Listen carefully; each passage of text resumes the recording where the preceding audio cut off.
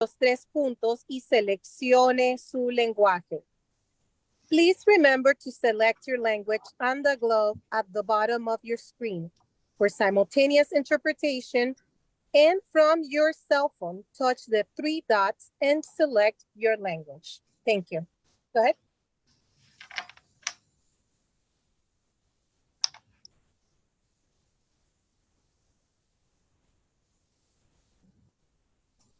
Okay, we are live. We are streaming live to Facebook. Good evening, everyone.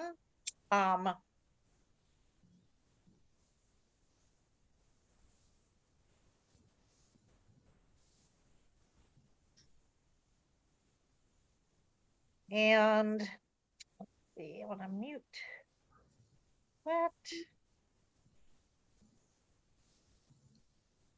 And I want to introduce you to our facilitator, Leslie Carrillo, who is the Hartford Public Schools Homeless and Family Service Program Assistant, who will share her contact information at the end of the webinar. So you can let her know if you have any questions about family and youth in transition or homelessness and education. Good evening, Ms. Carrillo. Good evening, Deb. Thanks for the introduction, and good evening to everybody that is connected. Thank you for taking your time, definitely, and spending this little hour with us.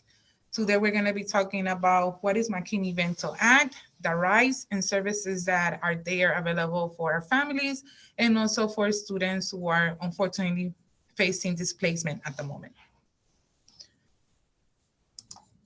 So let's just dive into it.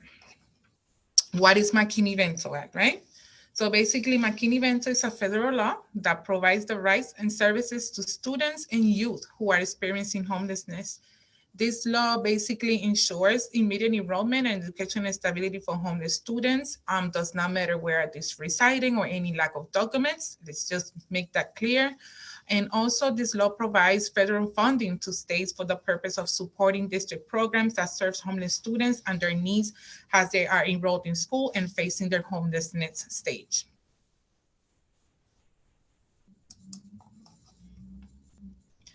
So let's dive in a little bit into the meaning of homelessness and who is homeless and what it means, you know, when it comes to the terminology that is used commonly. So homeless is anybody, basically, person, family, students that can be categorized as homeless if they are staying on the streets, if they're moving from temporary shelter to shelter, including houses of friends, family, and emergency accommodations. Also, families who are displaced due to evictions, family who lose their accommodations as living arrangement when it comes to fire or any condemned buildings by the city of Hartford and around us.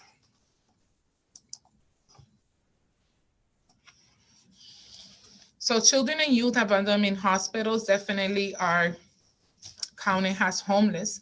Children who are and youth who are awaiting foster care placement are also unaccompanied youth, since the students unfortunately don't have a caretaker as of yet, or anybody who is responsible for their care and needs. Children and youth living in cars, park, public places, and abandoned buildings, substandard housing. They stay in trains, cars, buses. Migratory children and youth living in any of these situations. For the past 3 years, Hartford has received a high percentage of migrant students who are coming through the borders. We have students coming from Guatemala, Honduras, Mexico, basically all of the states that are down from us near California. That's the route that they're using. So once they are detained by immigration, these students are sent to stay with family members or even friends, and this person will be responsible for them as they are enrolled in school. They will be responsible for the enrollment, and they will definitely be considered unaccompanied youth, as this process may come as their permanent caregiver or guardian. Children and youth whose primary night residence is not ordinarily or used as a regular sleeping accommodation, going back again, park benches, school buses, city buses, anything of that matter. Living in a public or private place is not designed for ordinary use as a regular sleeping accommodation for humans will definitely be also considered as a accommodation that will be determining that the student is homeless, especially abandoned buildings that have been shut down due to not having, human livable conditions.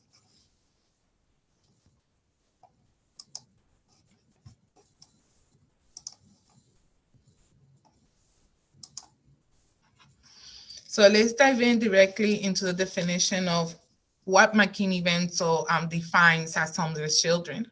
So it's basically any individual who lacks a fixed, regular, and adequate nighttime residence. The Act provides examples of children who fall under the McKinney-Vento Act.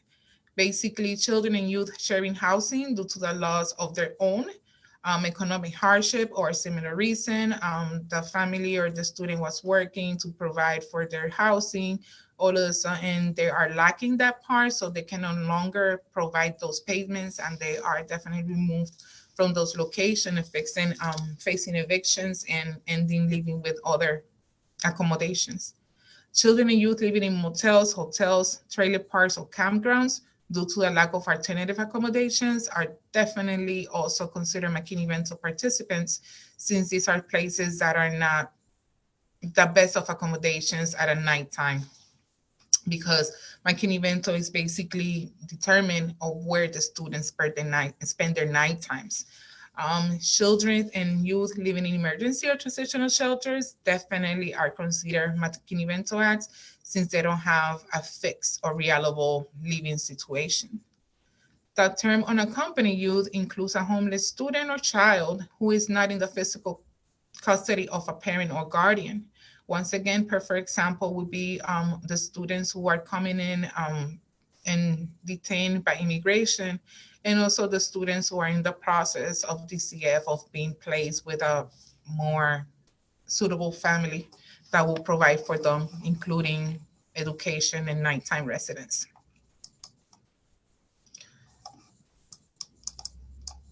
So a lot of the times we also receive information of families who say they are homeless, but if we look at the definition, definitely does not fit the meaning of homeless and what it takes.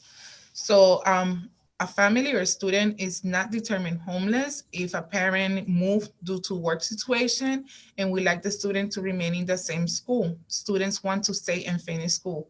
For example, a family is residing in East Hartford. Parent has been provided with a job opportunity at Windsor, but and parent decides to move to Windsor because it's closer to the job. Students wants to finish in East Hartford, but is not able because this is something that was planned.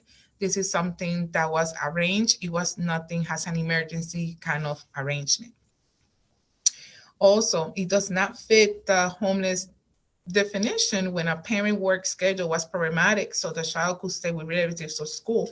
So if a parent has to be at work at 4:30 in the morning and they leave their child to be taken care of by a friend or a family member, definitely is not homeless. And this is something, again, that has been arranged with the family and the other counterpart. Student moved in with a friend, relative, or coach to play sports, be in band, or take magnet schools, definitely is not homeless. This is a decision that the family has taken upon them, so the student could be part of all these opportunities that the school offers. Like, for example, like it's mentioned here, anything that has to do with attending a magnet school or be in the sports of a certain city, just because they're no longer going to be there, they're not considered homeless, because once again, the student decide to move there in those accommodations with the family have been approved and arranged between counterparts.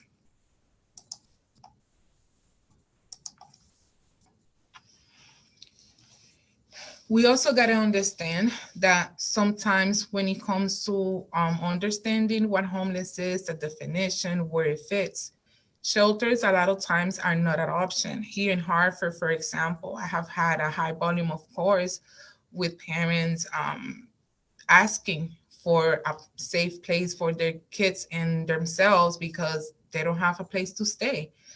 Shelters often are not an option for reasons they are overcrowded, they don't have more spaces, or even at instances, some of the shelters do not receive families. They will be splitting the families once they arrive to the location, meaning that the parent will choose not to stay there because the family is not together. Sometimes they send the boys with the men's, and it's not a good arrangement for the families per se.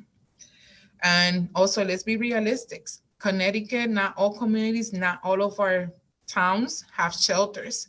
So we have families staying in as far as Vernon, Manchester, at shelters away from Hartford, because that's the only city that can accommodate them once their need was presented to the social worker. That shelter demand is definitely not always an option, once again, because these shelters get excessive demand. We have a lot of situation, not only dealing with homelessness, but also domestic violence situations that definitely will force a family to go for this option as a shelter.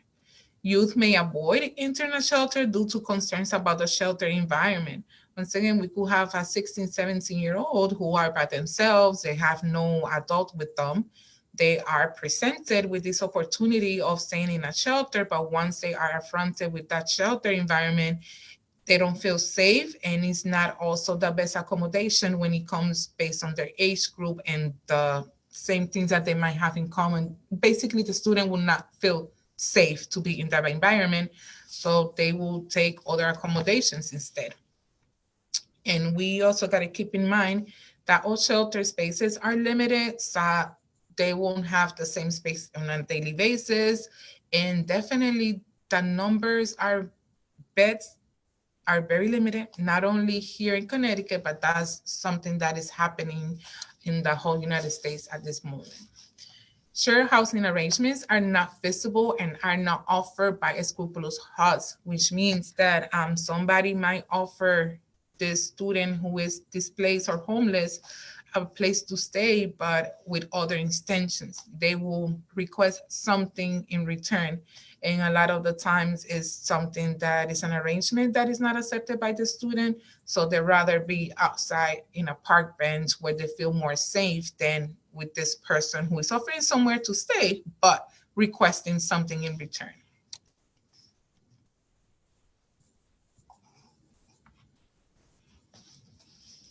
So what will be the registration process here in Hartford Public Schools? The registration process here in Hartford Public Schools is that every McKinney Vento student or displaced student is entitled for immediate enrollment in any of our schools. No documents are required, such as school records, records for immunization, health records, birth certificate, guardianship, or any other documents, even a proof of address. If a parent does not have anything to prove where they're staying at the moment, definitely we have a form that will get notarized with the person who they're staying, and we could use that form as a proof of address for record purposes and have the student place based on the address where they are staying closer to their house and also their accommodations.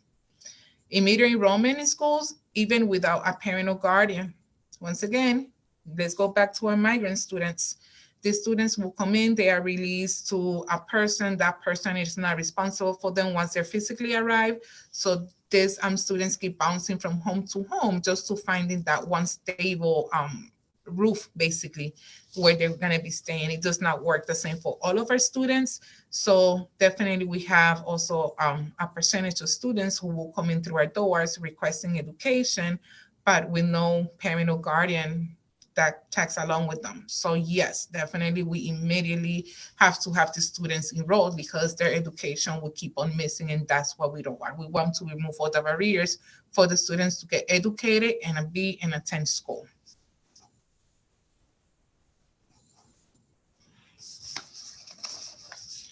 When it comes to the rights of our displaced students, definitely they have the same rights as our regular students. One of the rights that they definitely have is to attend school no matter where they live or how long they have lived there. So if a family has moved to one of our apartments that they're staying with a friend, the students still have the right to remain at the school of origin. So definitely does not matter where the student moves, where the family is transferred to, or where the family decides to stay, the student will definitely have the opportunity or the options to for two things: either remain at the school of origin, which is the school where their house was close to and the area that they know to, or be moved to a school that will be closer to the location where they're staying.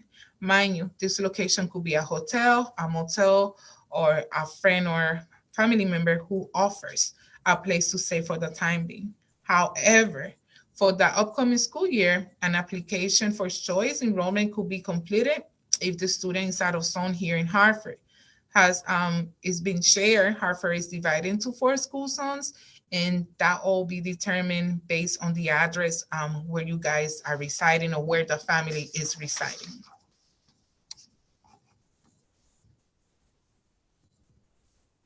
And real quick, just to mention, also if the student moves to out of Hartford or even to another address within the city, the student will be McKinney Vento for the whole entire school year.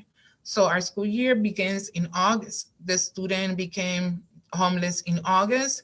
By November, they have their own safe place. The student will still be considered McKinney Vento for the entire school year, from the date that they are tagged in Power School to the date where the present school year ends.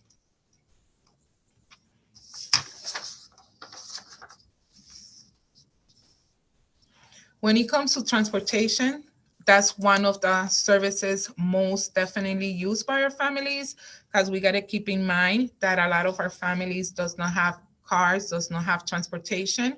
So accommodation for these services are definitely in top of the list.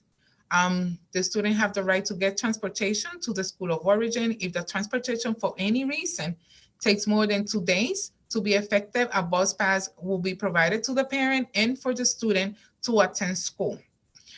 Here in Hartford, as well as the state of Connecticut, we have guidelines for the students to receive transportation, and it's all determined by the grade of the student.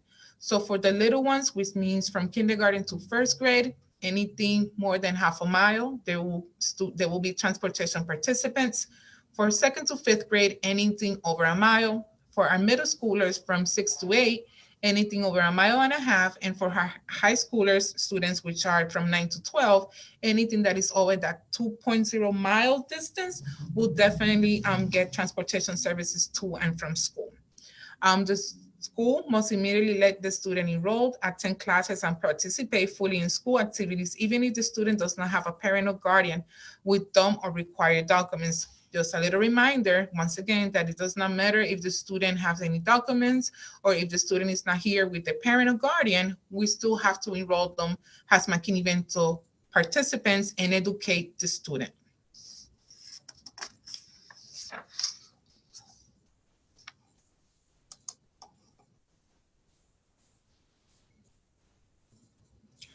So every McKinney Vento student, as well as all of our students here in Hartford Public Schools, they will have the opportunity to get free school meals. Services has English learners, or has a program that we know, AOL, special education program, and then this includes from services, getting the student evaluated, also is provided to our displaced students, and receive services has Title I. Students cannot be separated from the regular school program because they are homeless. If the student has already participated for any after-school program, unfortunately, the only accommodation when it comes to that piece that has a district offer after-school transportation is for the Boys and Girls Club. If there's any other program that takes place at the school and transportation is needed, we can definitely provide bus passes for those after-school programs that are not based from the Boys and Girls Club. Get the information and referrals from liaison, including information about all the available educational programs and how parents can participate. Here when it comes to my role as a McKinney Vento liaison, the services that we offer once again for a student is for them to be in school, remain in school, and to remove all the barriers, right? But obviously the main concern is they need a roof over their head. They need also food. Referrals are made to 211, so a CAN assessment has to be completed. That's the only way a family could be appointed and assisted with the services. And that includes from getting an apartment to assistance with deposit or any rental assistance that might be needed. So the duration of the rights as a McKinney Vento participant is definitely the following. If a family becomes homeless between academic years or during the present academic year, the student can remain in the school of origin. Once again, it does not matter how far it is from where they're staying. It could be their hotel, shelter, or family friend house. These services of transportation will follow them just to ensure that the students remain at the school of origin where they are comfortable, they know the staff, and they know the community around them, and they feel more of a stable kind of environment as mom works behind the scenes, is getting everything else situated with the living situation or arrangement. If a family moves into their own permanent housing during that academic school year, the student can remain at the school of origin once again for the whole entire year. So for the to the end of June, when a school year ends, a student could remain at the school. But for example, if a family became displaced in Zone 1, mom does secure an apartment in Zone 3, we will be responsible as a McKinney Vento participant of offering the services of transportation for the whole entire present school year.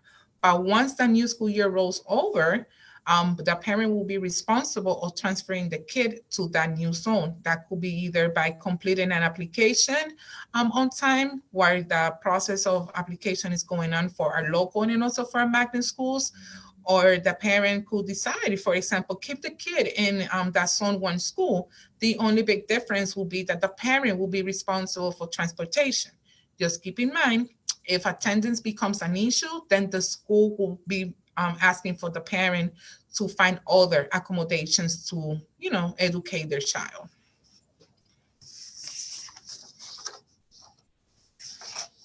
So there's the big line, but the student choose to leave. The student decided on their own to leave. So a student may be considered an accompanied youth, regardless of whether the student was forced from the home or ran away. So even if the student was told by their guardian to leave the house, what they call normally, they kick me out, or they ran away, regardless of the situation, it could be either or. The student, regardless, still needs to be educated. So it does not matter what title they decide to use in their own personal term, either they ran away or they just were kicked out from their house, they still have the same rights. Sometimes what has caused a separation between the student and their parents might not be disclosed due to a sensitive theme or just private nature. We got to keep in mind also that a lot of the times where these students are running away from home, they are facing difficult situations. They are facing situations that they don't want to disclose to everybody. This is when the referrals come in, get referred to social worker, get referred to agencies through our city that will assist the student to get well and better as soon as possible. The determination of the McKinney Vento for an accompanied youth should be made on case by case. Every case is different. Every case varies. So we cannot measure all the cases with the same kind of ruler, quote unquote, because it all depends on the situation as they come. Focusing on the nature of the student's night residence definitely is what makes a big, huge difference, because this is what will be determining where the student falls. If the student really a displaced student will be an unaccompanied youth, or if the student is not and it's just a matter of getting sometimes just a referral to have a meeting with parent and get into an agreement. Sometimes it just takes a referral and not the whole McKinney Vento because the definition does not meet the case.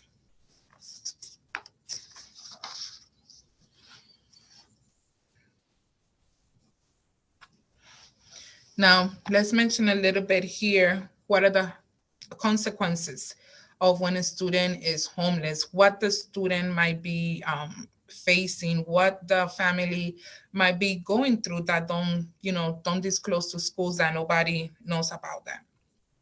So one red flag will be that they moved a lot from schools. They have multiple schools during one school year. That's definitely one red flag that a family might be facing and experiencing homelessness. Unable to meet school enrollment requirements, for example, missing basic things such as documents could be also an indicator that there's something going on besides what the family is sharing. When it comes to the proof of address, definitely that's one of my biggest red flags here that let me know, okay, I have to ask some questions on the side. I need to figure it out if this is something that they agree voluntarily, this is something that the family was pushed, and that's how it's best for me to determine how is a family here in Hartford Public Schools flagged as McKinney Vento when they come in for registration as a first time. Also, students experiencing homelessness also be tired all the time, be stressed, be on the verge, be hungry. It's common sense. They lacking out of a comfortable space to rest. I'm sorry. They are lacking of essential needs, which definitely will cause stress. It does not matter the age of the child. They always perceive when things are not going right at home. Not having access to a reliable transportation can also be a flag. If the students all of a sudden, a student that is having perfect attendance, their attendance have dropped to being out 3 days out of the same week, definitely that should give us some information that something is not right, that something is going on in the family and assistance might be needed as a McKinney Vento participant. Not having school supplies or quiet, safe to study may also be one of the more downloads, negativities that our kids has McKinney Ventos go through. They don't have a quiet place to study. They don't have a quiet place to do their homework.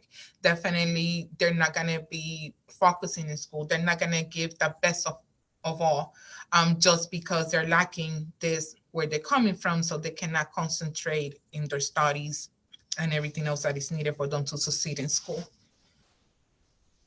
Not every student have a parent or guardian to help them. And this comes especially with our unaccompanied youth.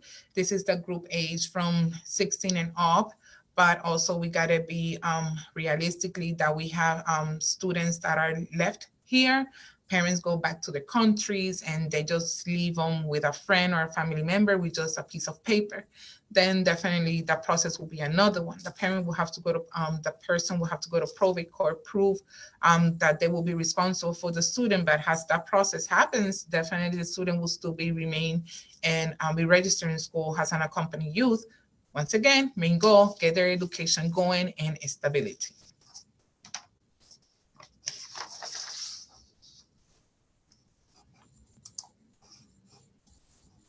And right here will be what the student will be experiencing if they are going through homelessness and how their education could be affected and how we can see where it's taking the student.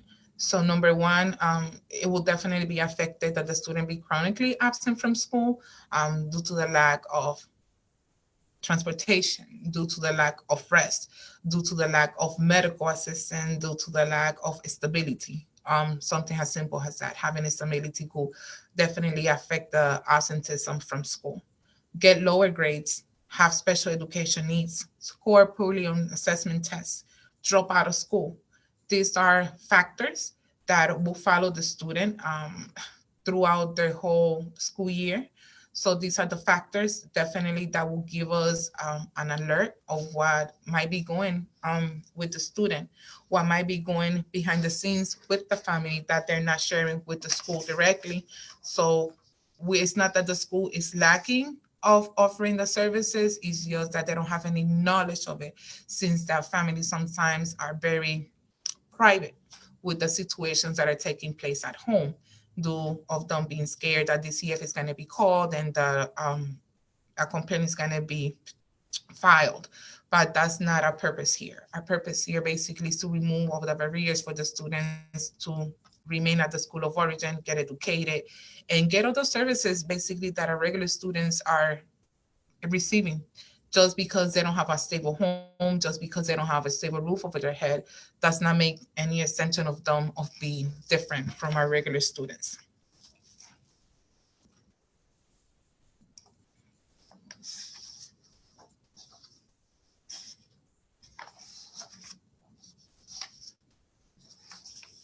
So right here, basically, the effects of homelessness, like how will this affect the students' education, the students coming up? How will this, how will these definitely affect the student? So the students' impact and ability to learn to achieve is hit big time. They have no concentration.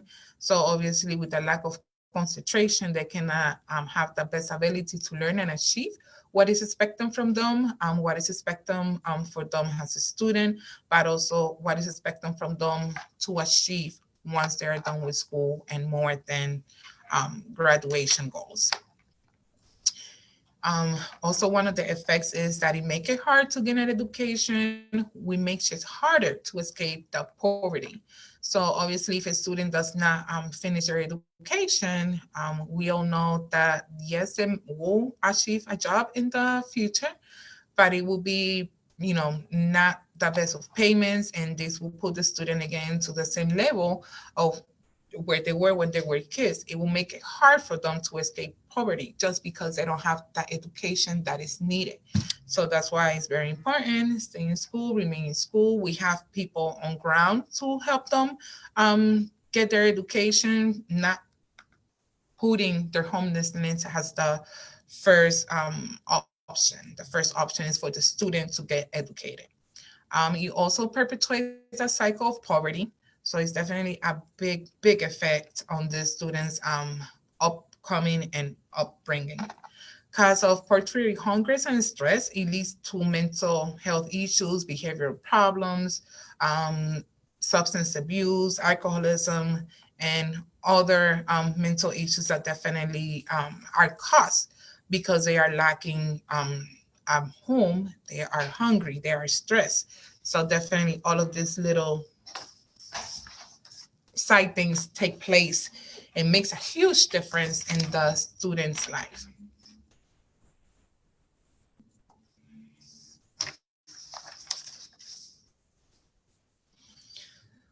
So just some notes on the side. The rent moratorium was lifted in Connecticut late June 2022, which definitely gives the homeowners, the lenders, the chance to evict every family that was not paying the rent on time when the COVID crisis was going on. So when COVID was happening, definitely families could not be evicted from their house. The court was on their side by giving them an extension to stay there for up to 6 or 8 months, but this have been lifted. So once a parent is provided with an eviction notice, they have no more than 30 days to leave the property. A lot of the times, families do not have a place to stay. Completing that kind of assessment is not on their side, since that kind of assessment, once again, is based on the spaces that the shelter we have at the moment of the call. The reduction of federal funding for housing has also caused a huge crisis in the homeless situation here in Connecticut. And a lot of the families does not have the same assets when it comes to the Section 8 voucher, to the housing opportunities that they offer. They miss applications for deadlines. So that federal funding also put a big hit also on these families in their homeless crisis. Um, we all see it. There's a lot of construction going on, not only here in Connecticut, in Hartford, but all around us. So there's also a huge effect on this. There's an impact. The luxury units apartments represent a growing of share of construction rather than affordable units. So as we know, these buildings and constructions are beautiful, they are nice, but the rent is very high.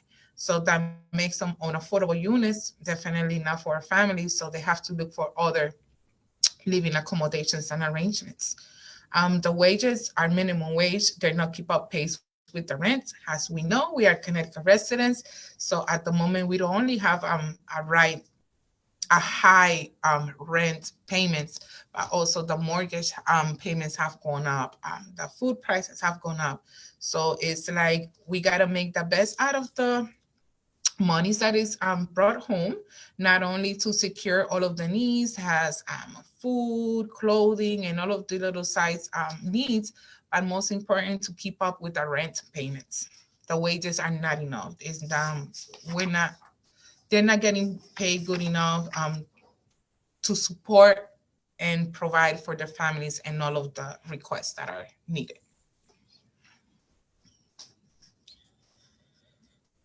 So as we meet with the educational needs of homeless students, we definitely have other little subjects to touch on. So we make sure that every homeless student has an equal access to the same free appropriate public education, including preschool education, has provided to other children and youth.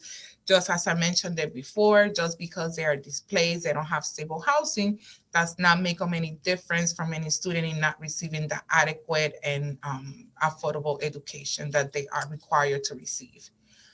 Complying with a parent's guardian request for school selection or remain at the school of origin, definitely, and once again, keep repeating, is one of the rights that the parent student has as a McKinney Vento.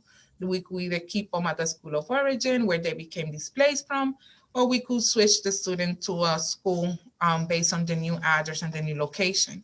It will be based on the decisions that the parent make once they are displaced or they are tagged as McKinney Vento participants. Receive the same access to educational programs and services in the classroom as their peers is definitely a must. Early interventions, tutoring, counseling, before and after school program, and even vocational programs. Everything is provided to them, does not make any difference of the current living situation. All we want them is to shine and be the best that they can as a regular student, does not matter their living situation, arrangement, or condition.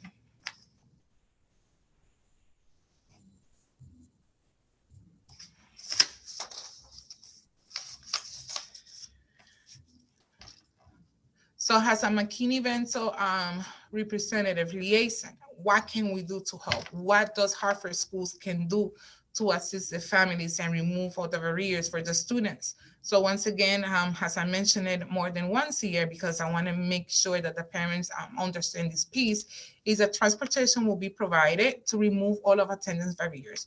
We want our kids to remain in school. We want our kids' attendance not to be bothered because of the situation. We want them to be the best, definitely in school, and shine through their needs, and let everybody knows that definitely our barrier is not one of the barriers that they have just because they don't have transportation. We definitely will remove that for the student. Student is also provided with uniform assistance, underclothing, socks, hygiene kits, school supplies, backpack, everything that is needed for the student to attend and remain in school. So the student doesn't feel singled out from the remaining of the students, for the students not to feel they are secluded because they are lacking any of these basics, is provided here directly from the Welcome Center once they are determined to be McKinney Ventos. Referrals are also made for health stabilities. In a little bit, I will be mentioning one of the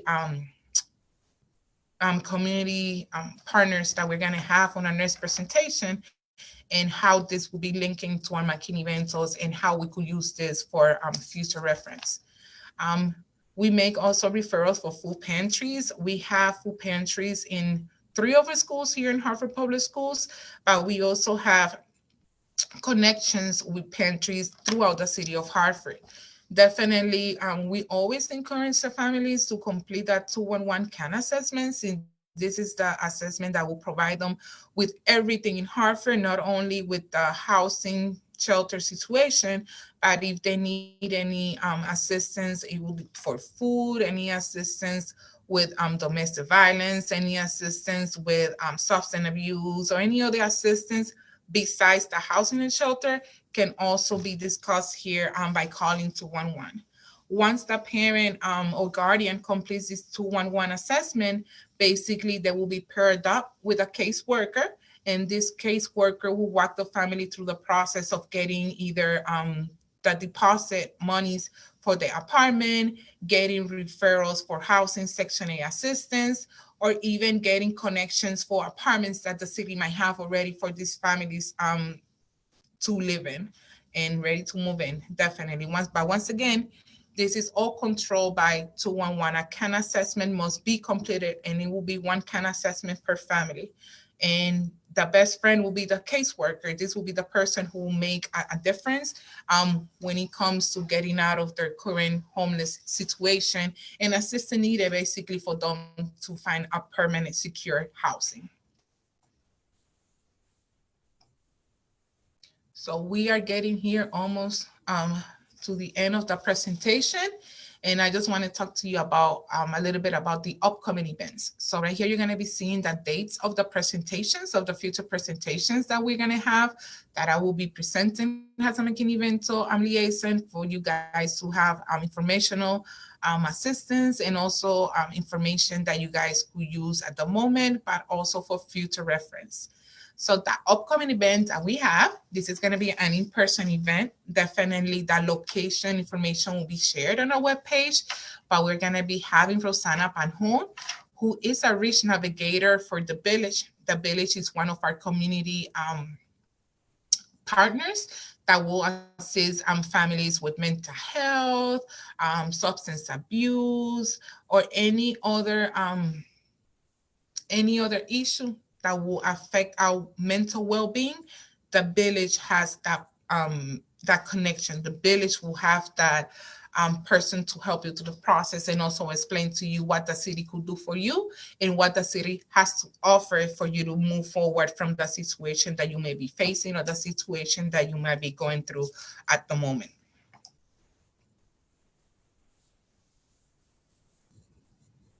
As you can see in this page, we have been moved from our 330 Weathersfield Ave location due to constructions. We're going to be here at 280 Trumbull Street for the next upcoming years. It's right in downtown Hartford, and number is 860-695-8400. If you are in need of further information, or if you're in need of any services, please feel free to contact me.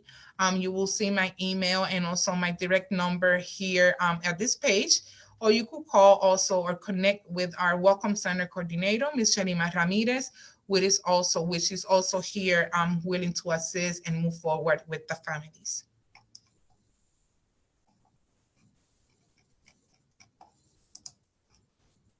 Well, thank you so much for taking your time for participating of this presentation.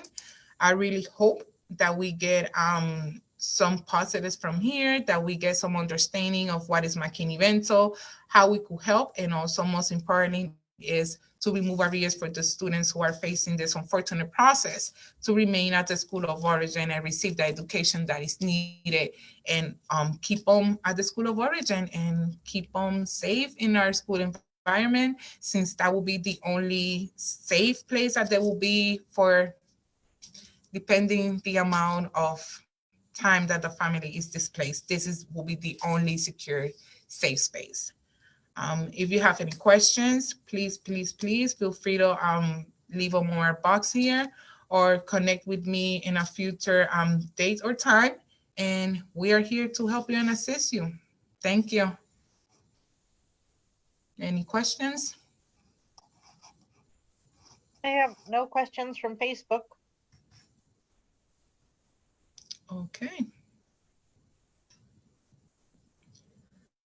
Well, thank you, families of Hartford, for joining us. It's definitely appreciated. I hope once again you guys take something from here, share with your colleagues, share with your friends, let them know what is McKinney Vento and also what we are here to offer for our families. Thank you. Please stay safe and have a good day. A good evening, I'm sorry. Take care.